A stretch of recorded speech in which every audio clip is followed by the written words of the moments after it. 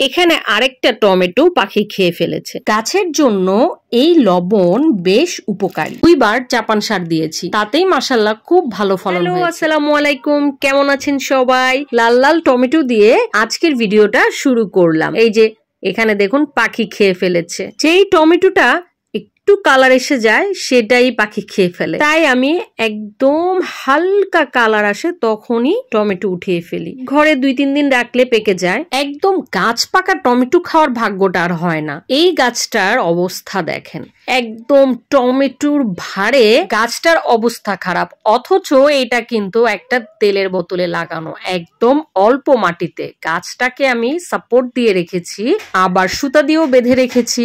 এখানে আরেকটা টমেটো পাখি খেয়ে ফেলেছে। যাক, ওদের রিজিক ওরা খাচ্ছে, আর আমার রিজিক যেটা সেটা আমি খাবো। আজকে একটা লাউ নিতে এসেছি। লাউটা ছোট কিন্তু একটু বেঁকে গিয়েছে, তাই সেটা হারভেস্ট করে ফেললাম। না হয় এটা শক্ত হয়ে যাবে, মানে এটা খুব একটা বড় হবে না। এই যে আমার হারভেস্ট করা হয়ে গিয়েছে। লাউটার সাইজটা ছোট, শেপটা যেহেতু নষ্ট হয়ে গিয়েছে তাই ভাবলাম এটা হারভেস্ট করে ফেলি একদম কচি থাকতে, তাহলে খেয়ে মজা পাওয়া যাবে। না হয় কিছুদিন পর এটা নষ্ট হয়ে যাবে। আর এই দিক থেকে যেই টমেটো গুলো একটু কালার এসেছে সেগুলো আমি তুলে ফেলবো, না হয় যে এরকম করে পাখি খেয়ে ফেলবে। আজকে তুলে না নিয়ে গেলে কালকে এসে দেখবো পাখি খেয়ে ফেলেছে। যেই কয়টা টমেটো পাখি খেয়ে ফেলেছে সেইগুলো আমি ওইভাবেই রেখে দিব, পাখি যেন বাকিটাও খেতে পারে। তাই এই যে একটা তুলে নিলাম। এই যে এখানে কতটা খেয়ে ফেলেছে দেখেন। টমেটো গাছ করা কিন্তু খুবই ইজি আর অনেক ফলন হয় মাশাআল্লাহ। এই দিক থেকে আমি এই যে দেখুন হালকা ইয়েলো কালার এসেছে,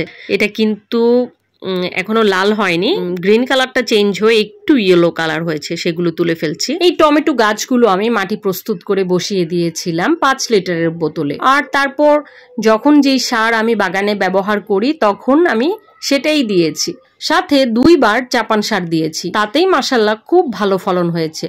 আর পোকা মাকড়ের আক্রমণ তো একদমই ছিল না। তবে টমেটো গাছের একটা সমস্যা হচ্ছে পাতা কুকড়ে যাওয়া, আর তার জন্য আমি ফার্স্টে থেকেই জৈব কীটনাশক স্প্রে করেছি। নিয়মিত আমি জৈব কীটনাশক স্প্রে করেছি।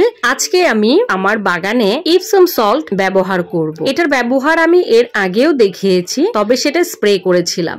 আজকে আমি সরাসরি পানিতে দিব। ইপসম সল্ট মূলত গাছের লবণ। গাছের জন্য এই লবণ বেশ উপকারী। ম্যাগনেসিয়ামের অভাবজনিত কারণে পাতা কোঁকড়ানো, হলদে ভাব, পাতা শুকিয়ে যাওয়া ও ফুল ফল পাতা ঝরা দূর করে। গোলাপ গাছের জন্য এটা খুব ভালো কাজ করে, ফলের মিষ্টতা বাড়ায় ও ফুল ফোটা বৃদ্ধি করে। গাছের পাতা সবুজ, ঘন, চকচকে ও ঝোপালো করে। ক্ষতিকর পোকা নিয়ন্ত্রণ করে, বীজ জার্মিনেশন হার বৃদ্ধি করে। গাছের স্থান পরিবর্তনের সময় গাছে শক নিয়ন্ত্রণ করে। এখানে 10 লিটার পানি আছে, তার মধ্যে আমি 1 চামচ এপসম সল্ট গুলিয়ে নিলাম। ভালো করে মিশিয়ে এখন আমি প্রত্যেকটা গাছে গোড়ায় ঢেলে দিব।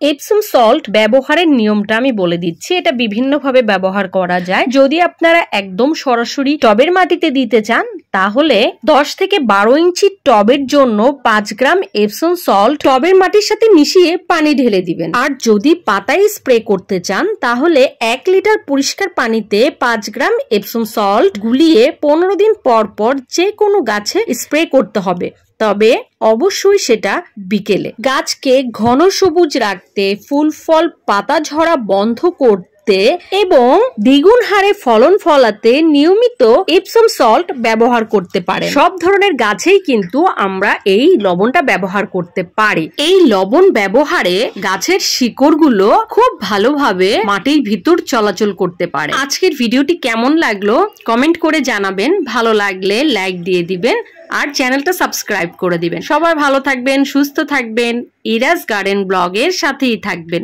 আল্লাহ হাফেজ। ও আরেকটা কথা, বেশি বেশি গাছ লাগাবেন।